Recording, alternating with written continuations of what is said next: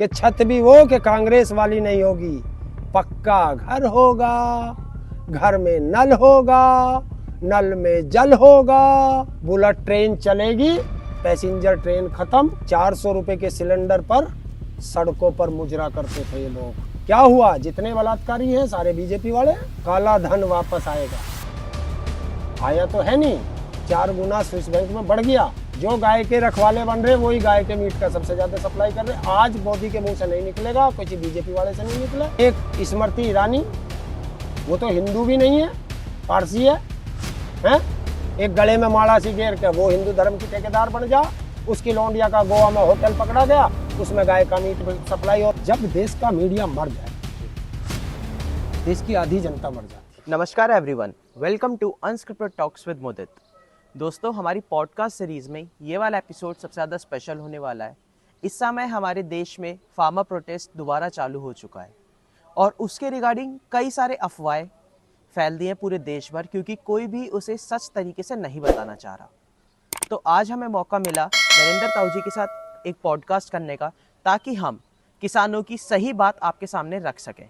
तो आइए उनका अपने चैनल पे स्वागत करते हैं और उनसे किसान आंदोलन की सही और मजबूत कड़ियाँ जानते हैं। नमस्कार ताऊ जी। नमस्कार और धन्यवाद आप सभी के दर्शकों को। ताऊ का राम राम जी। तो अब तक का सफ़र कठिन तो रहा, पर उसकी कुछ खास बातें आप हमारे दर्शकों को बताना चाहेंगे? देखिए, कठिन तो रहता ही है। जब सरकार से लड़ोगे तो थोड़ा दिक्कत तो आती है, बिल्कुल। लेकिन किसान है, किसान तो हमेशा कठिनाइयों में ही पैदा होता है और कठिनाइयों में ही मर जाता है। जी। तो इन कठिनाइयों से न किसान डरता है, न किसान का बेटा डरता है। ठीक है क्योंकि किसान के बेटे, और किसान हो या मजदूर हो, जी। उन्हीं के बेटे देश की सरहद पे काम करते हैं। ठीक है। और वैसे ही किसान खेत में काम करता है, वहाँ पे भी भाई जंगली कीड़े हैं, सांप हैं, जंगली पशु हैं, उनसे सबसे लड़ता है वो। जी। तो उसका जीवन तो जब से वो पैदा होता है और जब तक मरता है तो कठिनाइयों में ही जाता है। ठीक है। तो इसके साथ मुझे एक चीज़ और पूछनी थी कि कठिनाई तो हम किसानों ने बचपन से देखी है और उससे लड़के उसे हराना, ये चीज़ आप सब में शुरुआत से है।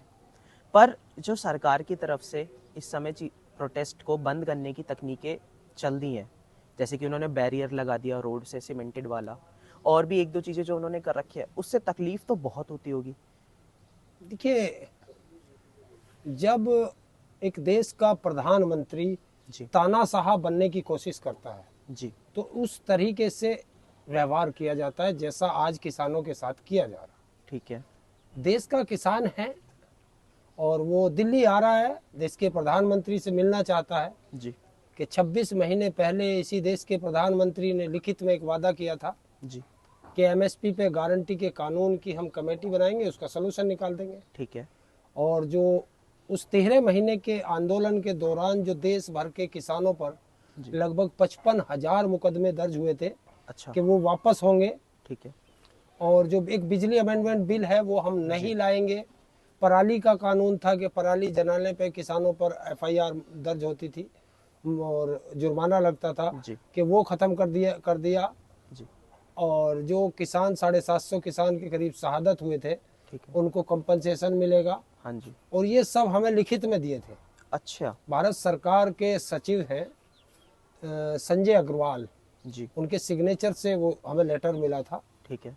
तो वो 26 महीने बीत जाने के बाद भी जब उस पर सरकार ने कोई कार्रवाई नहीं की जी। तो किसान फिर चला दिल्ली की तरफ, कि भाई सरकार को याद दिलाएंगे और सरकार से बात करेंगे। लेकिन सरकार तो अब तानाशाह हो चुकी है और तानाशाह नहीं चाहता कि जनता जो है उससे सवाल करे। ठीक है। तो उसने जो है अपने मुख्यमंत्री से कह के वो सब ये बाधाएं खड़ी कर दी। और अगर ये बाधाएं हमारे पाकिस्तान के बॉर्डर पे होती तो पाकिस्तान से आतंकवादी हिंदुस्तान में नहीं आ सकता। यही बाधाएं अगर चीन के बॉर्डर पे होती तो चीन अंदर नहीं घुसता। जी। तो देखते हैं कब तक है। तो मतलब इस बार आप और मजबूती और हिम्मत और साहस के साथ आप लोग लड़ेंगे? देखिए, हिम्मत और मजबूती और साहस तो किसान का ना टूटा है जी, ना टूटेगा। बिल्कुल। हम लोग तो शहादत के लिए पैदा होते हैं। ठीक है। और देखते हैं तानाशाह कितनी और शहादत लेता है। जी। सबसे पहले मैं जानना चाहता हूँ कि एमएसपी इसका असली मतलब क्या है आम भाषा में, क्योंकि दुनिया भर आज ये बात फैल चुकी है कि फार्मर्स वापस से प्रोटेस्ट कर रहे हैं। वो सरकार के खिलाफ हैं कि जो उनकी डिमांडें हैं उस पर कड़क काम करा जाए, ताकि किसानों को सही मायने में एक स्थान जो मिलना चाहिए वो मिल पाए। तो एमएसपी का एक हमारी आम जनता के लिए आप मतलब बताना चाहेंगे? एमएसपी की फुल फॉर्म है मिनिमम सपोर्ट प्राइस। ठीक है दो प्राइस होते हैं, जी, एक मिनिमम सपोर्ट प्राइस, एक मैक्सिमम सपोर्ट प्राइस, ठीक है, जिसे हम एमआरपी कहते हैं। ओके लेकिन मिनिमम सपोर्ट प्राइस जो एमएसपी है जी, उसे भारत सरकार तय करती है ठीक है, कि वो अपने आप, उनके जो वैज्ञानिक बैठते हैं, जो बैठते हैं, वो लोग एक सलाह करते हैं कि इस पे इतना खर्चा आया, इतना ये आया, और सरकार ने वो एक दाम तय कर दिया जी, कि किसान की फसल का ये दाम है, ठीक है, इससे सरकार खरीदेगी जी, जितना सरकार को जरूरत है। ठीक है, लेकिन सरकार जो तय करती है, उन लोगों को खुद को पता नहीं है कि किसान कैसे इसको पैदा करता है, कितना खर्चा आता है। जी, हम ये कह रहे हैं सरकार ने जो रेट तय कर दिया, जी, उस रेट से कम पे हमारा माल कहीं ना बिके। जितना सरकार को चाहिए हम्म, अपने यूज के लिए, जैसे आर्मी के लिए जाता है, जी, अन्य उसमें जाता है, वो देती है, हाँ जी, तो उस जितना उसको चाहिए, मान लीजिए उसको 1 लाख मीट्रिक टन चाहिए, 10 लाख मीट्रिक टन चाहिए, तो सरकार अपने एमएसपी पे खरीद ले। ठीक है, बाकी जो किसान का बचा जी, वो बाजार में बेचना चाहता है, ठीक तो बाजार में एमएसपी से कम पे कोई भी उद्योगपति हो, व्यापारी हो, वो एमएसपी से कम पे ना खरीदे। अगर कम पे खरीदे तो उसके ऊपर मुकदमा दर्ज हो जाए। ठीक है। ये एमएसपी का मतलब है। तो अब मैं उम्मीद करता हूँ कि दर्शकों को एमएसपी जो कि सबसे बड़ा कंसर्न है उसके बारे में आपको आम भाषा में समझ आ गया होगा। दूसरी चीज़, आपने जो डिमांड्स रखी हैं, टोटल 11 से 12 डिमांड्स रखी गई है सरकार के सामने, तो उसमें एक ज़मीन को लेके भी आप लोगों ने बात करी है कि ज़मीन का कंपनसेशन आप लोगों को पूरा नहीं मिल पा रहा, तो उसके बारे में थोड़ा जानना देखिए, है। अलग अलग जगह है। जी, जैसे अभी आप देख रहे हो ये लाइट जा रही है, ठीक है, तो जब ये लाइट जा रही है हमारे खेत के ऊपर से जाती है, ठीक है, तो ये एक खंबा हमारे खेत में खड़ा होता है इनका, जी, तो ये खंबे पे कहते हैं हम 85% आपको देंगे। अच्छा, मतलब जो उस जितनी एरिया में, जमीन खंबे में गई जी, वो 85% हम आपको देंगे। ठीक है, लेकिन वो शर्त एक रखते हैं कि इस लाइन के नीचे आप कुछ बनाओगे नहीं, ओके, कंस्ट्रक्शन नहीं करोगे, ठीक है, तो ये जमीन हमारे लिए बेकार हो गई। ठीक है, हम कहते हैं हमें इस पे बिल्कुल वो नहीं करना, जी, हमारे खेत से इस तरफ से घुसेगी लाइन और इस तरफ निकलेगी, जी, तो यहाँ से नाप के और यहाँ तक की जो जमीन तुम्हारे तारों के नीचे आ रही है, ठीक है, उस सारी का मुआवजा दीजिए आप हमें। हम उसे यूज ही नहीं करेंगे, आप अपनी दीवार खींच लीजिए। बिल्कुल, लेकिन सरकार ऐसा नहीं करती। कुछ जगह ऐसा है कि जबरदस्ती जमीन ले ली जाती है, अच्छा, पुलिस फोर्स के माध्यम से दबाव बना के ले ली जाती है अगर ठीक है। किसान नहीं देगा। जबकि हम तो सरकार की जो विकास की योजनाएं हम उसे रोकना नहीं चाहते। ठीक तो है, हम कहते हैं जो इसका मिनिमम प्राइस है, जी, जो सरकार ने तय किया जी, भूमि अधिग्रहण बिल 2013 के अनुसार, जी, उससे दे दीजिए आप। तो इन्होंने आए जब 13 के बाद ये सरकार बनी, हाँ जी। तो इन्होंने उसको में भी संशोधन कर दिया। तो अच्छा। किसान की, देखिए, जो एग्रीकल्चर उद्योग है जी, ये देश का सबसे बड़ा उद्योग है। ठीक है, हर उद्योगपति की निगाह इसकी तरफ है। बिल्कुल, तो वो चाहते हैं कि किसान से जमीन ले ली जाए जी, और किसान मजदूर बन जाए। अच्छा, ये सारा खेल है किसान को मजदूर बनाने का। ठीक है, और देश की 47% जीडीपी देश देता है, ये किसान देता है। बिल्कुल, और 60% रोजगार किसान देता है। रोजगार के साथ, जी, और इस पे निगाह है सबकी। अभी आपने देखा अडानी ने और बड़े बड़े उद्योगपतियों ने बड़े बड़े सीलो बना दिए। ठीक है, वो क्यों बनाए? वो इनको इंडस्ट्री से काम नहीं चल रहा। बिल्कुल, आने ना वहीं, जो आप वहाँ चले जाओ कश्मीर में, जी, तो वहाँ का सारा सेव अडानी के पास जाता है। ओके, और वहाँ पहले इन्होंने कॉन्ट्रैक्ट फार्मिंग पे किया, ठीक है, और अब वहाँ के जितनी भी मंडी थी वो खत्म हो गई, जी, जो छोटे व्यापारी थे वो खत्म हो गए। जी। तो अब अपनी मर्जी से खरीदता है कि इतने में देना है तो दे दो, नहीं तो नहीं, नहीं देंगे तो कहाँ गिरेंगे, वो सड़ जाएगा। तो अब वो बंधन कर दिया। जैसे आप यहाँ चले जाओ बिहार के अंदर, जी, बिहार में जो हमारी मंडियां हैं किसानों की, हाँ जी। वो सब खत्म कर दी गई।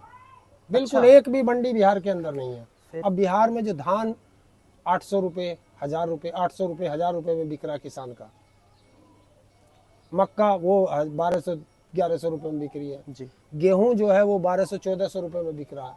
ठीक है। तो ये जो है यही तो खेल है कि यहाँ की जो मंडियां हैं, अब जैसे पंजाब है हरियाणा है, वो मंडियां नहीं टूटने दे रहा। ठीक है। यूपी में भी कुछ मंडियां इन्होंने तोड़ दी, मध्य प्रदेश में मंडियां तोड़ दी। तो अब ये मंडियां खत्म करते जा रहे हैं। जब मंडी खत्म हो जाएंगी, एक नई चाल ला रहे हैं कि मार्केट में बेच लो। मार्केट में क्या है कि जो मंडी का है, मंडी में अगर हम अपना गेहूं किसान बेचने जाएगा तो वो जो एमएसपी सरकार ने रखी उस पर बिक गया। ठीक है। मान लीजिए 2150 रुपये या 2125 रुपये गेहूं की वो है इस समय। ठीक है। हम गेहूं बेचने जाएंगे तो हमारा 2125 रुपये में बिक गया। बिल्कुल। लेकिन अगर आप उस गेहूं को खरीदोगे हाँ जी। तो आप 145 रुपये और एक्स्ट्रा दोगे, क्यों मंडी का चार्ज है एक कुंटल पे। वो जो 145 रुपये है उसमें से 50% सरकार को चला जाएगा। ठीक है। और 50% से उन कर्मचारियों का और उस मंडी का खर्चा निकलेगा जी। तो ये जो खेल है, ये इससे वो भाग रहे हैं, कह रहे प्राइवेट में बेच लो। अब 145 रुपये जब उन्हें नहीं देना तो प्राइवेट में बराबर में अडानी ने खोल दी। बिल्कुल। आप अडानी के यहाँ जाओगे तो 2125 रुपये वो, और वो 100 रुपये और दे देगा आपको। तो आप वहां बेच के आओगे, तो यहाँ नहीं बेचोगे सरकारी मंडी में। सरकारी मंडी अब बंद हो जाएंगी। जब बंद हो जाएंगी तो कंपटीटर खत्म हो जाएगा। वो फिर कहेगा मैं 2100 में नहीं लेता, 1500 में देना तो दे जा, नहीं तो, क्योंकि यहाँ तो खरीदार है नहीं। बिल्कुल। ये सब है। नहीं, ये मंडी वाली चीज़ जो आज आपने सबके सामने रखी है, अधिकतर जनों को ये बात ही नहीं पता कि इस तरीके की भी प्रॉब्लम आप सब फेस कर रहे हो। देखिए सबसे बड़ी दिक्कत क्या है हमारे देश में कि हम लोग सरकार से लड़ते हैं, लेकिन सरकार के जो आईटी सेल है और कुछ अंधभक्त हैं वो हमें टारगेट करना शुरू कर देते हैं। अच्छा। जबकि हमारा किसी देश की जनता से तो कोई वास्ता ही नहीं। ठीक है। और वो कहते हैं, बहुत से ऐसे महामूर्ख हैं, पत्रकार हैं जो दलाली करते हैं। हाँ जी। वो कहते हैं इससे देश में महंगाई बढ़ जाएगी। जी। बताइए, एक व्यक्ति जीरा बोता है, एक व्यक्ति धनिया बोता है, ठीक है, एक व्यक्ति गेहूं पैदा करता है, एक गन्ना पैदा करता है, कोई चावल पैदा करता है। ठीक है। तो मैं गेहूं पैदा करता हूँ तो मुझे तो जीरा भी खरीदना, हल्दी भी खरीदनी, तो मैं दूसरे की खरीदूंगा ना। बिल्कुल। तो मैं भी तो महंगाई में खरीदूंगा। तो महंगाई कैसे आप फेस कर रहे हो वो मैं भी करूंगा। बताते हैं, सरकार पे बर्डन पड़ जाएगा। अच्छा। 10 लाख करोड़ का वो बता रहे हैं, क्योंकि ऐसे आंकड़ा बता रहे हैं वो 10 लाख कि 10 लाख करोड़ का सरकार पर बोझ पड़ेगा। ठीक है। मैं कहता हूँ सरकार पे 1 रुपए का बोझ नहीं पड़ेगा। अच्छा। देखिए, सरकार मान लीजिए 10 लाख मीट्रिक टन आज खरीदती है। ठीक है। वो तो खरीदती है, उसे तो खरीदना ही है, एमएसपी पे खरीदना ही है, तो उसे तो कोई बर्डन पड़ा नहीं। हम कह रहे 10 लाख टन तूने खरीद लिया, ठीक है, बाकी तो बाजार में बिकेगा, और जिसको खरीदना है वो खरीद ले। जी। हम कह रहे इससे कम आज देखिए हमारा 2125 रुपए का गेहूं का रेट है जी। लाला रामदेव का जो है 60 रुपए किलो आटा है, तो वो कहाँ से आता है? बिल्कुल है? ये तो जायज बात है। ये भी तो सरकार को बैन लगाना चाहिए जी कि हमारा 2125 में हमारा बिकेगा, उसमें 5 है या 10 रुपए, इससे ज्यादा वो नहीं बेच सकता। बिल्कुल। तो कंज्यूमर को जाएगा नहीं, महंगाई बढ़ेगी नहीं। बिल्कुल। तो ये चीजें थी जिसके कारण अब तक सरकार और आप लोगों के बीच अनबन चलती है। हमारी अनबन नहीं है जी, सरकार उद्योगपतियों की है। ठीक है। आप देखो ना, जितना भी देश का कर्जा माफ हुआ जी, वो सब उद्योगपतियों का हुआ। ठीक है। और वो उद्योगपतियों का कर्जा माफ क्यों किया गया? ताकि देश को और मुनाफा। ना, देश को मुनाफा हो ही नहीं सकता। अच्छा। 3% टैक्स देता है पूरे देश का उद्योग, 3% देश को देता है। अच्छा। और आपने सुना होगा अडानी दुनिया का दूसरे नंबर तक हाँ जी गया। टॉप के 30 लोगों में वो टैक्स भी नहीं देता। टॉप के 30 टैक्स देने वालों में उसका नाम नहीं। दुनिया में सबसे बड़ा उद्योगपति है, सबसे पैसे वाला, टैक्स क्यों नहीं दे रहा भाई? टैक्स में भी तो दुनिया में दूसरे नंबर पे होना चाहिए। बिल्कुल। तो कहाँ है वो टैक्स? तो टैक्स की चोरी है जी। और जिन लोगों के कर्जे माफ किए जाते हैं, आप देखो उनकी दूसरी इंडस्ट्री चल रही है, इस इंडस्ट्री का कर्जा माफ हो गया। हाँ। तो क्यों? वो तो फिर आप बीजेपी का एजेंडा उठा के देख लो जी कि उसको जो सबसे ज्यादा चंदा देने वाली वही कंपनी है जिनका टैक्स माफ किया गया। हाँ जी। तो क्यों? तो ये क्या है? ये तो एक डील हो गई बिल्कुल, ये घाटे का कि सौदा मैं हुआ। तुम्हारा वो माफ करता हूँ कर्जा, तुम मुझे चंदा दे दो। ठीक है, तो कई तो आप किसान के पास तो इतना पैसा है नहीं कि किसान उन्हें चंदा दे दे, बिल्कुल या मजदूर के पास तो है नहीं, जी। तो उनका कर्जा माफ नहीं होगा। तो सरकार ने ये कहीं पे कहा था कि आप लोगों का किसान माफ़ कर दिया जाएगा या उसमें कुछ परसेंटेज आपको कम कर दी जाएगी, इस तरीके का कुछ ऑफर आया था क्या? मैं देश के प्रधानमंत्री को बोलते हुए सुनवा दूंगा ओके, कि किसान की पानी का खर्चा, बिजली का खर्चा, उसका खर्चा, मजदूरी का खर्चा सब जोड़कर जी उस पे 50% प्रॉफिट ठीक है, हमारी सरकार आएगी, पहली सरकार में दूंगा। ओके उसने ये कहा था कि हमारी सरकार बनेगी, जी पहली कलम से जी देश के किसानों का कर्जा माफ करूंगा। ये कहा देश के प्रधानमंत्री ने। Okay. अब वो नाट जाए तो क्या करूं? और अगर इस बार जैसे इस प्रॉब्लम का कोई सॉल्यूशन ढंग का नहीं निकलता तो फिर आप लोगों का अगला कदम क्या होगा? आंदोलन। आंदोलन बरकरार रखना। आंदोलन से ही देश को बचाया जा सकता है। बिल्कुल इस देश को आजाद भी आंदोलन से ही कराया गया था। बिल्कुल, ये लोग नहीं समझते। जो लोग आंदोलन पर उंगली उठाते हैं ना, ठीक है आंदोलन से बड़ी ताकत नहीं है, बशर्ते वो शांतिपूर्वक रहे। जी। अभी आपने देखा उत्तर प्रदेश के अंदर पुलिस भर्ती का एक पेपर लीक हुआ। हाँ जी, पेपर लीक हो गया वो। और उत्तर प्रदेश सरकार के सारे मंत्री, हाँ जी, एक स्टूल मंत्री भी है, वो भी अच्छा ये कह रहा था कि पेपर लीक नहीं हुआ, ठीक है, और वो पेपर लीक हुआ। सरकार ने माना, उन बच्चों की एकता ने ताकत थी, और वो एकता का आंदोलन शांतिपूर्वक उन्होंने चलाया और 24 घंटे में सरकार को झुका दिया। तो ये होती है आंदोलन की ताकत जी। तो वो एक शांतिपूर्वक आंदोलन था, पर जो हमें आंदोलन न्यूज़ चैनलों के द्वारा दिखाया जा रहा है, वो दिखाया जा रहा है कि बहुत ज़्यादा भड़काऊ हो रहा है वो। इसके पीछे कारण क्या है? देखिए, भड़का एक एजेंडा सेट करती है सरकारें। ठीक है, वो ये चाहती है कि कैसे भी करके इनको बदनाम करो। अच्छा जब हम पहले 13 महीने का आंदोलन चला था, जी, तो पहले पंजाब चला था। हाँ जी, हमारा पहले से करीब 36 साल हो गए। ठीक है, जब ये भारतीय किसान यूनियन बनी थी, हाँ जी, तो स्वर्गीय बाबा महेंद्र सिंह टिकैत जी ने बनाई थी। ओके, हम लोग तभी से जुड़े हुए हैं इससे। ठीक है, तो वो बार बार एक ही चीज कहते थे कि ये देश का आंदोलन उस दिन सफल होगा जिस दिन पंजाब इस आंदोलन में जुड़ जाएगा। अच्छा, हमने बड़ी कोशिशें की, सबने बड़ी कोशिशें की, पंजाब आंदोलन में नहीं आता था। ठीक है, लेकिन इस बार जो आया था तो पंजाब सबसे पहले खड़ा हुआ था। वो 2 महीने तक उन्होंने अपने यहाँ रेल रोक के रखी, बिल्कुल लेकिन जब सरकार, उन्होंने देखा कि सरकार यहाँ नहीं सुनेगी, जी, क्योंकि तो फिर ये आंदोलन दिल्ली की तरफ क्यों जाते हैं, पहले इस पे आओ। ठीक है, आंदोलन तो हम यहाँ बैठ के भी कर सकते हैं, बिल्कुल लेकिन दिल्ली की तरफ हम इसलिए जाते हैं कि देश का प्रधानमंत्री दिल्ली में रहता है। बिल्कुल, वो हमारे और देश की अगर हम कैपिटल है। दिल्ली की तरफ जाएंगे जी। तो हर मीडिया हाउस की, हाँ जी। हर देश की जनता की उस पे नजर रहेगी, वहां तक आपके पूरे देश भर में आवाज बात पहुंच पहुंच जाएगी। पाएगी। बिल्कुल, हमें ये थोड़ा ही था कि हम जाकर जो है पार्लियामेंट में धरना देंगे। बिल्कुल, हम बॉर्डर पे क्यों रुक गए? अगर हम चाहते तो हम बॉर्डर पे नहीं रुकते। अच्छा, हम दिल्ली से मिल गए थे, ठीक है, भाई ये बॉर्डर है, हम यहाँ आगे, सरकार ने रोक दिया, ठीक है। हम शांतिपूर्वक बैठ जी। गए। तो अब हम दिल्ली से मिल गए ना, बिल्कुल, तो दिल्ली को हमारी यहाँ से आवाज सुनाई दे जाएगी।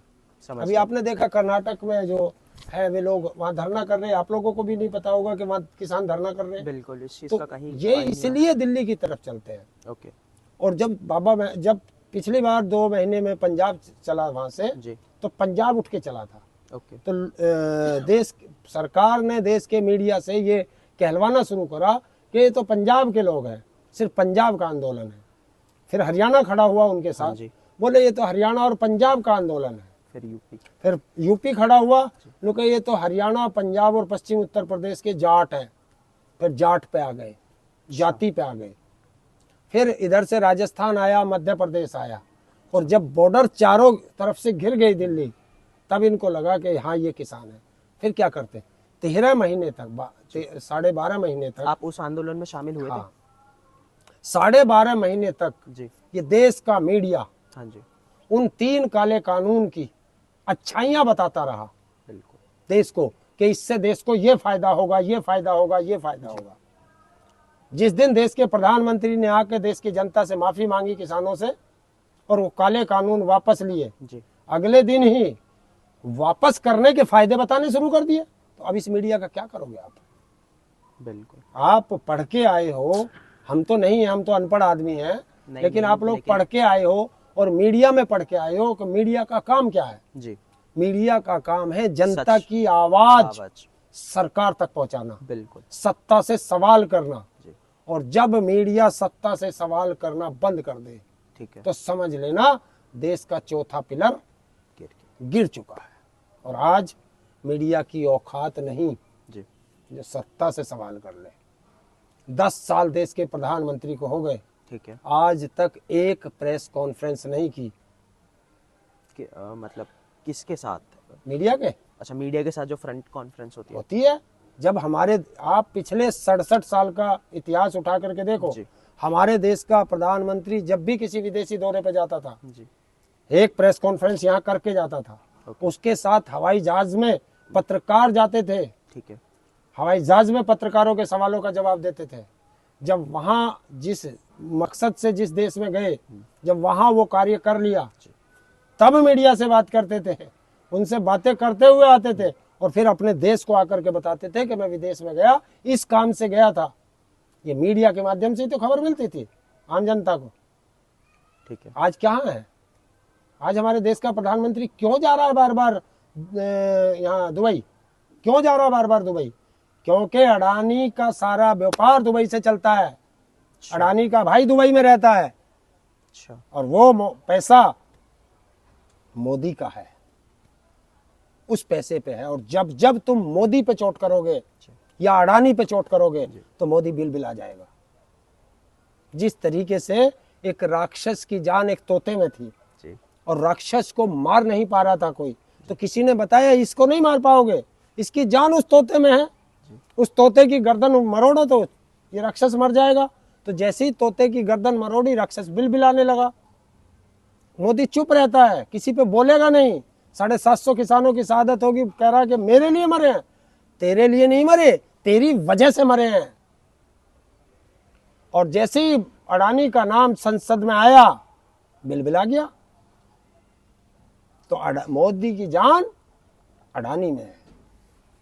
तो ये चीज़ तो आपने बहुत बड़ी बताई आज ऑन कैमरा, क्योंकि अक्सर मीडिया वाले इन चीज़ों को छुपा के रखते हैं। देखिए, वो छुपाएंगे नहीं, उनका मीडिया हाउस चलता है। ठीक है। देश का 67 साल में आज तक इतना पैसा एडवर्टाइजमेंट पे नहीं गया। बिल्कुल। जितना आज जा रहा है, तो उनको तो उसी से चलाना है, उन्हें मीडिया हाउस चलाना है। बिल्कुल। सरकार उन्हें एडवर्टाइजमेंट दे रही है। जी।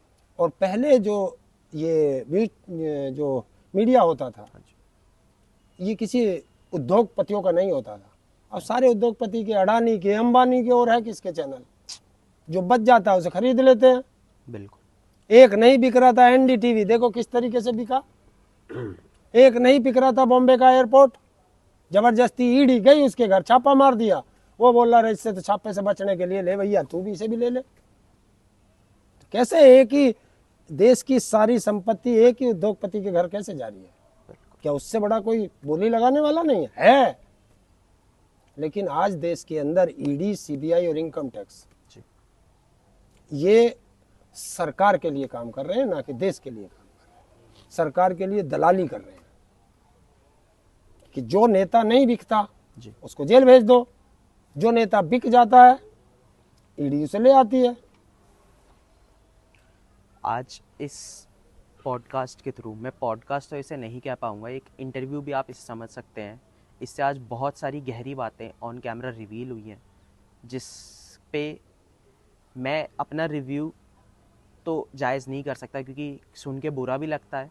लेकिन मैं देश के लिए ये क्वेश्चंस को रखता हूँ कि आप कमेंट बॉक्स में अपना रिव्यू ज़रूर लिखना कि आपको ये बातें सुन के कैसा लगा और आप लोगों को क्या ओपिनियन है।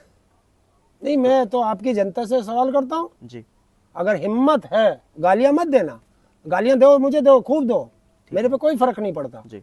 लेकिन अगर हिम्मत है जी, तो जो देश के प्रधानमंत्री ने 10 साल में लाल किले से देश को गारंटी दी है जी, एक गारंटी को पूरा करा दो। एक, कोई भी एक जवाब दे दें, इसमें कमेंट में लिख दें बिल्कुल कि कौन सी गारंटी मोदी ने आज तक पूरी की, वो मेरे से सुन लो।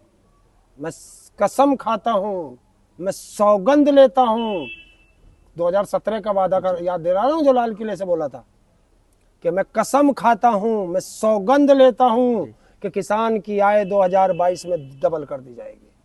मैं कसम खाता हूं, मैं सौगंध लेता हूं कि 2022 के अंदर हिंदुस्तान के अंदर एक भी परिवार ऐसा नहीं होगा जिसके सर पे छत ना हो, और छत भी वो कांग्रेस वाली नहीं होगी। जो मैं बोल रहा हूं ये मोदी के वर्ड है कि छत भी वो कि कांग्रेस वाली नहीं होगी। पक्का घर होगा, घर में नल होगा, नल में जल होगा, एलईडी बल्ब होगा, गैस का कनेक्शन होगा।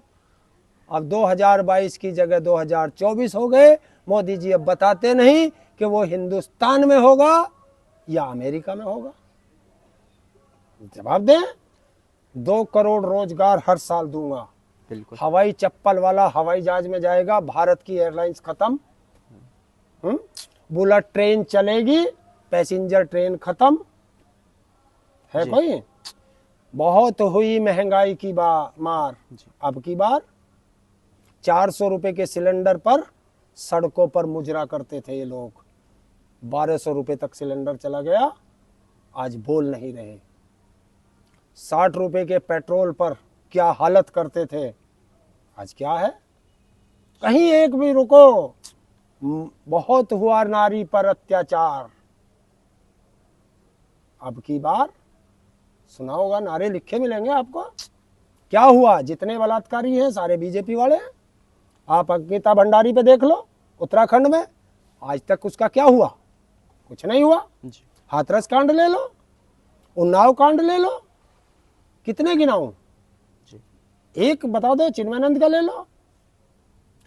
राम रहीम 2 साल में कितनी बार पैरोल पे आ लिया, अब भी पैरोल पे बाहर है 50 दिन की। तो अगर अपराधी पैरोल पर बाहर रहेंगे तो क्या होगा। कोई उद्योगपति है जेल के अंदर, एक उद्योगपति दिखा दो जेल के अंदर। काला धन वापस आएगा, आया तो है नहीं, 4 गुना स्विस बैंक में बढ़ गया। ये मीडिया को ही तो बताना था, कौन बताएगा, नहीं बताती मीडिया। यहाँ 2017 में दिल्ली की रैली में ऐसे करता था मोदी, ऐसे पिंक रिजर्वेशन, पिंक रिजर्वेशन। हमें भी पता ना था पिंक रिजर्वेशन हो क्या।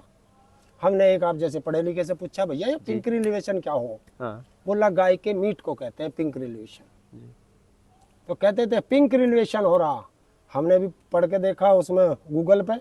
तो हमारा देश 2013 में 13-14 में 19% गाय का मीट हमारे देश से विदेशों में सप्लाई होता था। अच्छा। हमने सोचा भाई 19% हमारे देश की गाय मरती है, बिल्कुल गलत है। चलो मोदी आया कुछ करेगा। ये तो गाय तो इनकी माता है, अपनी माँ को बचाने के लिए तो सारा आदमी कोशिश करता है। बिल्कुल। आज पता चला हिंदुस्तान गाय के मीट में सब दुनिया का सबसे बड़ा एक्सपोर्टर हो गया, 38% को भी पार कर गया। जो गाय के रखवाले बन रहे वही गाय के मीट का सबसे ज्यादा सप्लाई कर रहे। आज मोदी के मुंह से नहीं निकलेगा, कुछ बीजेपी वाले से नहीं निकले हैं जी। उत्तर प्रदेश में गाय इनकी माता जी है। गोवा में क्या है, एक स्मृति ईरानी, वो तो हिंदू भी नहीं है, पारसी है, हैं? एक गले में माला सी घेर के वो हिंदू धर्म की ठेकेदार बन जा। उसकी लौंडिया का गोवा में होटल पकड़ा गया, उसमें गाय का मीट सप्लाई हो रहा। क्या क्या हो रहा, मरे हुए व्यक्ति के नाम पे वो ले रखा। बताओ कोई है, कोई जवाब दे दे। इन चीजों की तो क्यों नहीं, जवाब कौन देगा, ये सवाल करेगा कौन, देश की जनता को बताएगा कौन, मीडिया। और मीडिया मर चुका है, बताए कौन। ये है सारा देश। जब देश का मीडिया मर जाए, देश की आधी जनता मर जाती है, क्योंकि उसको खबर नहीं मिलती कि पूरे देश में क्या हो रहा है। अच्छा, कोई जो थोड़ा बहुत सोशल मीडिया के पत्रकार हैं जी। अगर वो करते हैं, वो बोलते हैं, तो उनके ट्विटर अकाउंट बैन कर दिए जाते हैं, उनकी जो आईडी बैन कर दी जाती है, फेसबुक पेज गायब कर दिए जाते हैं, उनकी जो है यूट्यूब पे बैन लगा दिया जाता है। अब वो जो ट्विटर का मालिक है उसने तो आके बता दिया, उसने तो लिख दिया कि हमें तो भारत सरकार ने कराया ये बैन, लेकिन ये बोलने की आज़ादी पे पाबंदी है जो गलत है, पर मजबूरी है, भारत सरकार ने कहा। अच्छा। तो अब क्या करे जनता? तो ये कि माध्यम रह जाता है कि दिल्ली की तरफ चलो। तो मैं सबसे पहले ताऊ जी का धन्यवाद करता हूँ कि उन्होंने हमें समय दिया इस पॉडकास्ट के लिए, ताकि वो अपनी बात रख पाएँ पूरे समाज के सामने, और इस वीडियो को ज़्यादा से ज़्यादा फैलाया जाए ताकि हर जना अपने विचार इस कमेंट बॉक्स पे टाइप करे और अपनी बातें रखे कि वो कितना इन चीज़ों को समझ पाया। तो धन्यवाद आपका। धन्यवाद आपका और आपके दर्शकों को। और मैं फिर आपसे मैं भी अपील करता हूँ जी कि जो भी कमेंट करें जी वो सत्यता के आधार पर करें।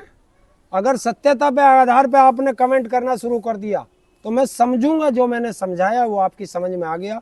जी। और आंख मीच के कमेंट करना तो वो तो आप फिर वहीं चले जाओगे जिसको हम अंधभक्ति कहते हैं। Thank you for watching our episode and नमस्कार।